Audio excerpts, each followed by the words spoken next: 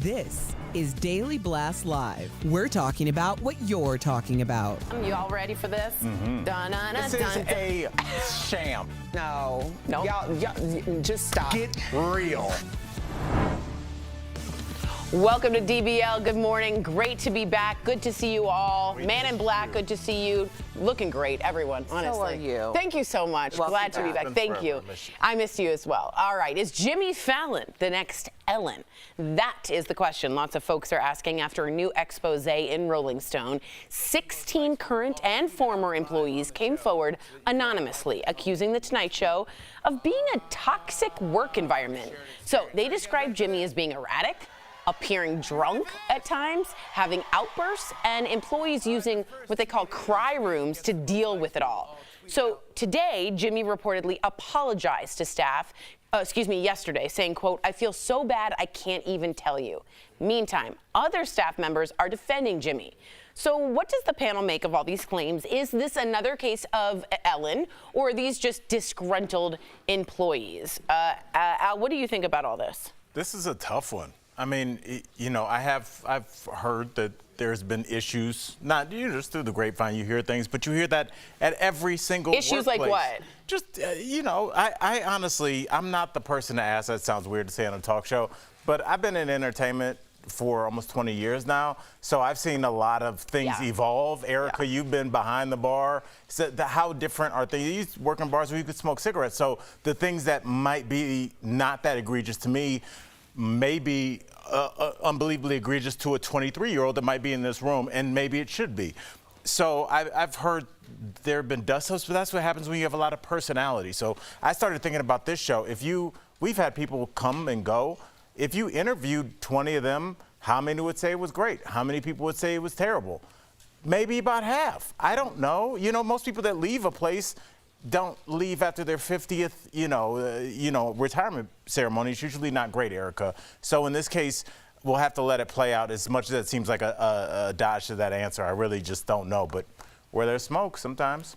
I think you hit it on the head, man, because you answered it very eloquently. I'm going to be a little more blunt. Can't wait. Yeah.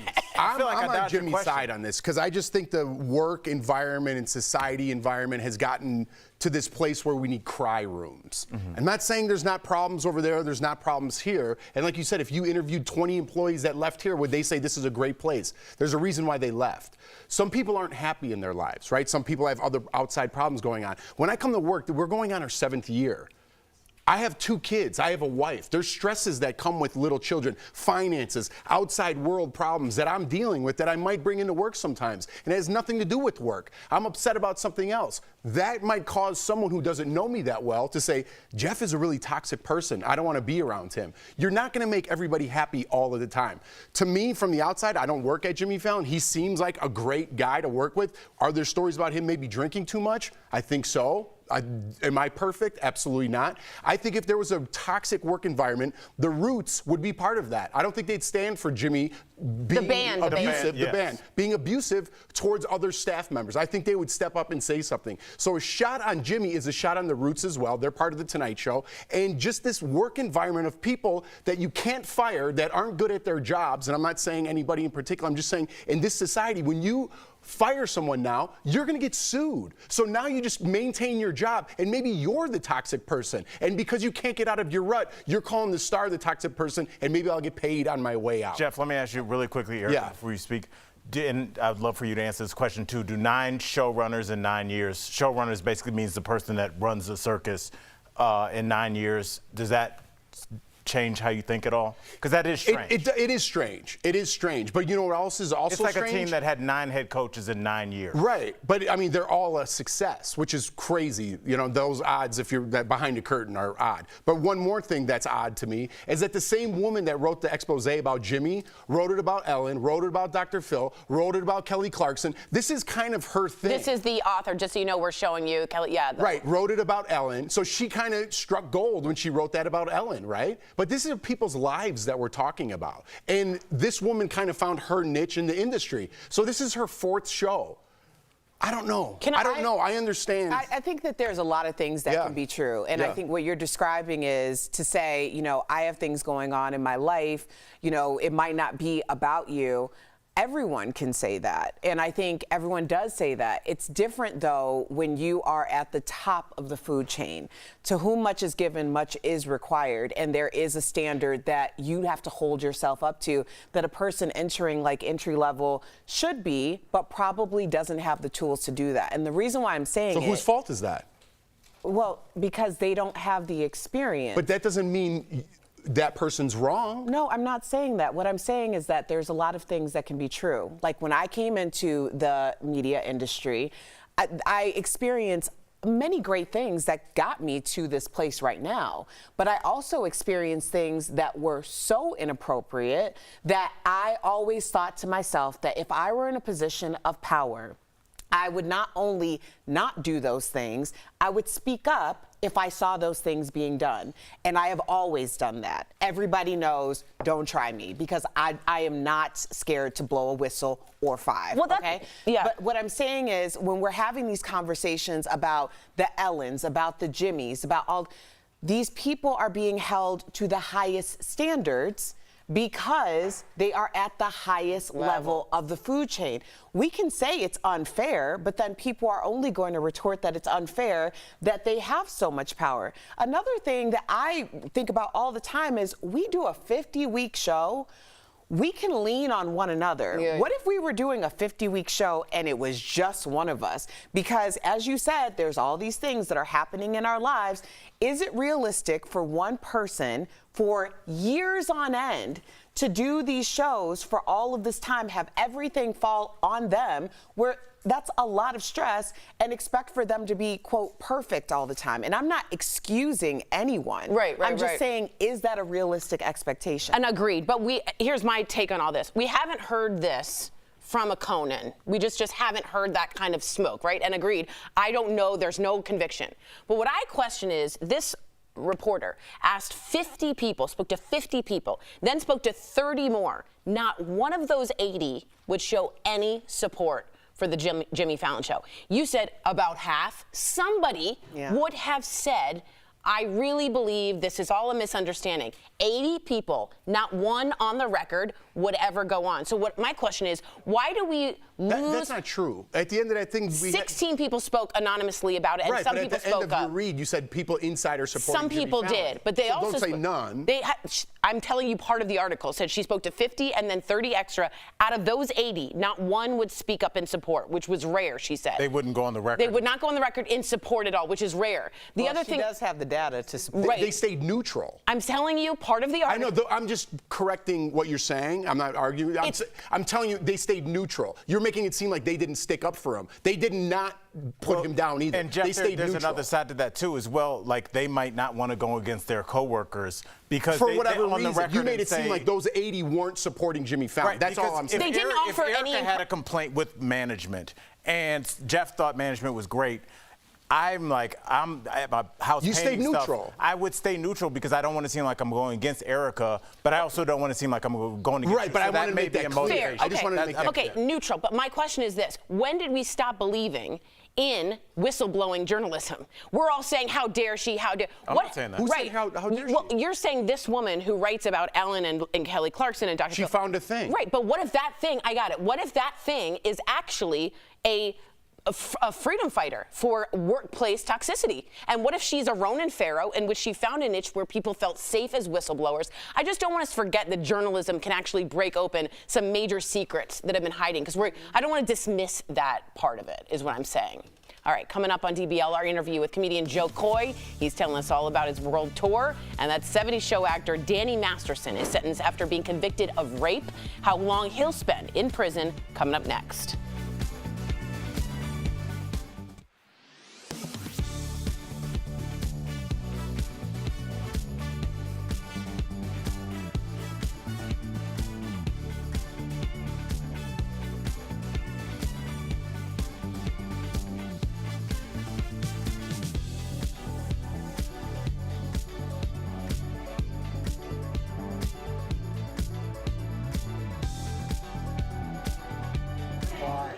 So I want to bring this up too because we didn't get a chance to talk about it, but one of the big allegations is that Jimmy has been suffering from alcohol abuse and problems associated with that. And I can't downplay that either because I have been in this industry or in the media industry for 20 years. Not only have I seen what issues, drug and alcohol issues can do to a team or an environment, I lost my job, and I've been very open about that, for drinking too much at an actual event. So I understand how toxic that is, and I am not going to downplay that because everyone has to kind of like step in order to protect you when those things happen. And how long ago was that? That was a while back, right? 10 years ago? Yeah, but I'm thinking now in today's culture, which probably was unfair in your case anyway, in today's culture, if you drink a quarter of that, you're going to get that same stigma. Do you know what I'm saying? And I'm not even saying you drank that much. Yeah. Just being out in an environment with employees and having like a beer could be considered toxic to some people. I think there was a, go ahead, Tori. Sorry, I just want to read it because you might be right on this, and I want to get it clear. Rolling Stone contacted more than 50 Tonight Show employees, past and present. Then they reached out for another 30. Not one single one agreed to speak on the record or had any positive things to say about working on them, nor would any of the program's 9 showrunners since 2014 comment. They wouldn't even give statements of support, as is common is in the entertainment industry. Is that neutral? Very lawyerly answer for their neutral. So it's a more neutral. Okay, Yeah. then I should be more careful about that. In my opinion, I mean, you're. No, that's fair. It's It's a lawyer point of view. Yeah.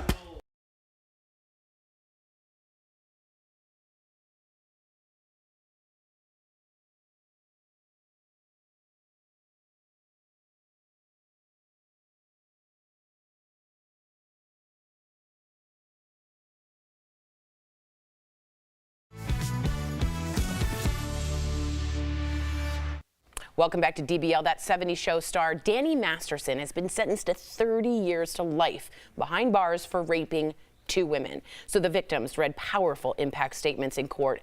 One called him pathetic, disturbed, and, quote, completely violent, adding, quote, "When you raped me, you stole from me, a theft of the spirit." Wow. The other victim said Danny has not shown any remorse for the pain he caused. His wife, Bijou Phillip, seen here back in May, attended the sentencing. Danny did blow her a kiss as he was taken to prison, and she was seen breaking down in tears in court.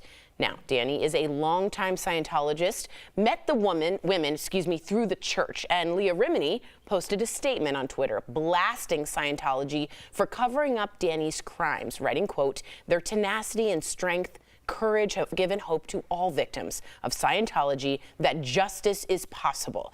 Danny declined to speak at all during the sentences, and his lawyer said that they will be appealing. Erica, what do you think about all of this and Leah Remini's take? I'm still stuck on a theft to the spirit. Me too. Because I took a picture of that. Profound. Yeah. Like, I mean, that really is, it's so much more, but that really is what that is.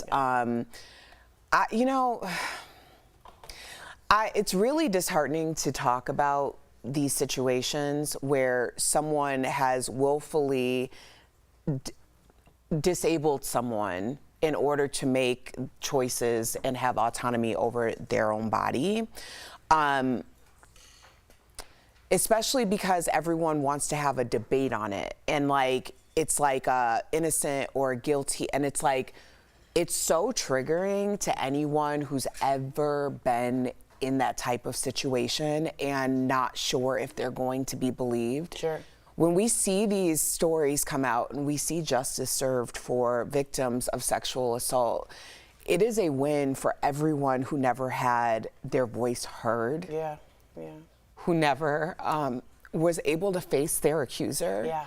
And to see people so like, just whatever about it is like, I just have to like log off at that point because I'm not going to debate a theft of spirit. Yeah. That's beautiful, Eric. It just shows you, too. and we've talked about this, and Eric, I appreciate you being so transparent about what happened to you. I've talked about, I met my sister because of the result of a sexual assault. I think that we have to, as a society, take a step back and look at like what we've created. And what we have is, whether it's Scientology this week, or it'll be, we talk about the Jeffrey Epstein, and sometimes people come after the Catholic Church, but what we're talking about is the same thing, these giant entities. And because they might have 99% good people or 90%, it gives these criminals room to move around, because the entity will protect them because it has to protect themselves. The NCAA doesn't want it to seem like, they have child molesters working for them. The record industry doesn't want it to seem like they have, and everybody's like, oh, Hollywood and these it's not Hollywood. It's a group of companies that are protecting their brand over the course of somebody's humanity. So when we talk about this, we want to go after these individual entities, but it's the power structures that we're not looking at. You're absolutely right. But today, as Erica said, that's right, justice won. Absolutely. We'll be right back.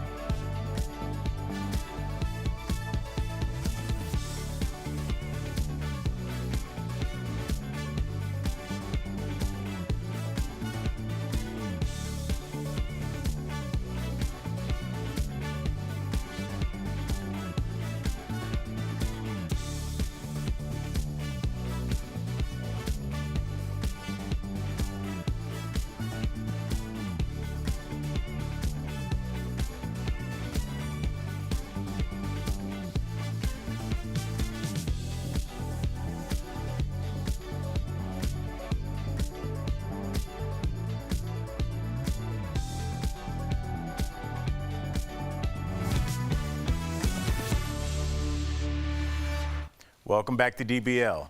Jo Koy is known internationally for his hilarious jokes about sleep apnea, and now he's immersing himself into his love for Broadway. Take a look. I want all you new parents to know this right now. When you were in the 7th grade and you weren't smart, you're definitely not going to be smart when your kid gets to the 7th grade. It's harder. My son and I are failing math. We understand. Please welcome Jo Koy. Yeah. Okay, so you and your son got to visit many different countries while on your world tour. Which one would you go back to in a heartbeat? Something about Guam. It's just an island. It's just like, I don't know. It's like they're just living in a time zone. It's like a throwback. It's like they're literally living off the island. It's beautiful, and the love is real. They seem to be a little separated from the fast-paced world that we're living in, and I really appreciated it. I loved it. Well, hey, Joe, I got to give you a shout out here. You just signed 2 special Netflix deal. Congrats on that. Yes, you need to stop and think about how dope that is. Congrats. Now you're shooting one special in Brooklyn. Why Brooklyn?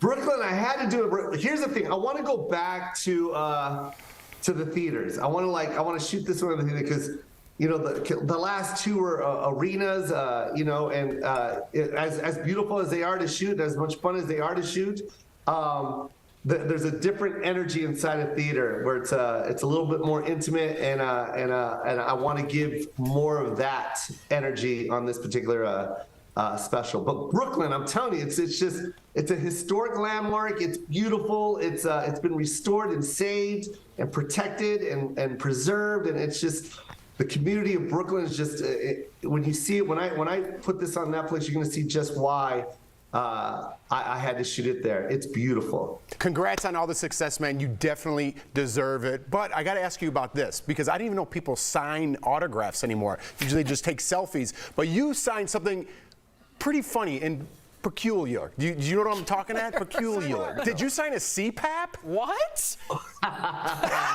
Yo, you know what's crazy? And here's the thing, man. I want CPAP to sponsor you guys, whatever ResMed or whatever group company there is out there right now. But ever since I dropped that joke, look at this guy. But two guys brought their CPAP machines, and literally,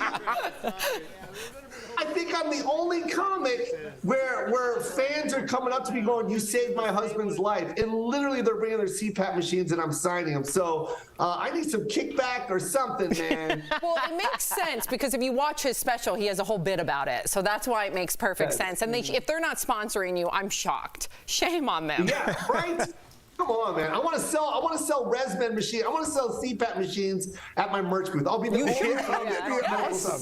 What if in a year Joe's quit comedy and now he's just got this huge booming CPAP business and it's just like, let's go back and pitch it. We're here for it. There's a lot there because, Joe, when I watched your special, I was laughing, but I was crying. Like it was just so emotional and like I'm so proud of him. Like I don't even know this man. This is why I love you so much, Erica. I love We're you, emotionally attached. Yes, Thank you. and the whole thing about the Netflix evolution, man, you had me. Okay, let's talk about what else is coming, because you are a producer of the Broadway musical Here Lies Love, which is an immersive experience. So explain what this means. It's exactly what we're saying, immersive. We took out all the seats on the floor. We turned it into a dance floor. You interact with the singers, and it's just beautiful. Like, look at it. It's just a beautiful thing to look at. It's a beautiful thing to listen to, and the story is great. It's a Filipino story that needs to be told. It's about the uprising of Filipino people taking over that dictatorship of the Marcos family. Wow. And it's a part of American history too. America was quite involved in that too as well. So it's just great to finally see a part of our culture and our history being shared with the world on just such a beautiful scale. I mean, it's Broadway, man. It's the first all Filipino cast and Filipino story on Broadway, man. Well done, Joe. It was so great having you on today. We always love catching up with you. You can find tour dates for Joe's world tour at jokoy.com, and you can buy tickets for Here Lies Love at HereLiesLoveBroadway.com. Thank you again for joining us. Congrats. Great to see you.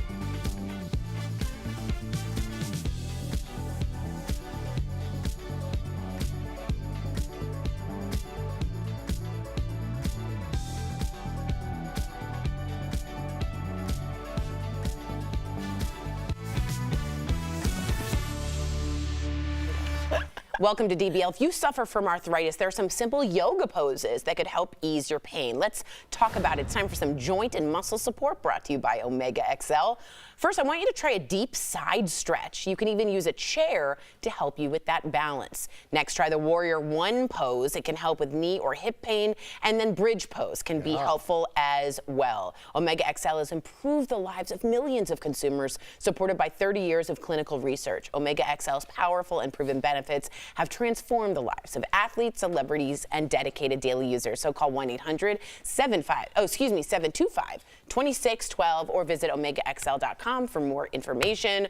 Quick shout out to all of you who gave me support. Thank you so much. I was with my mom and we were doing some caregiving.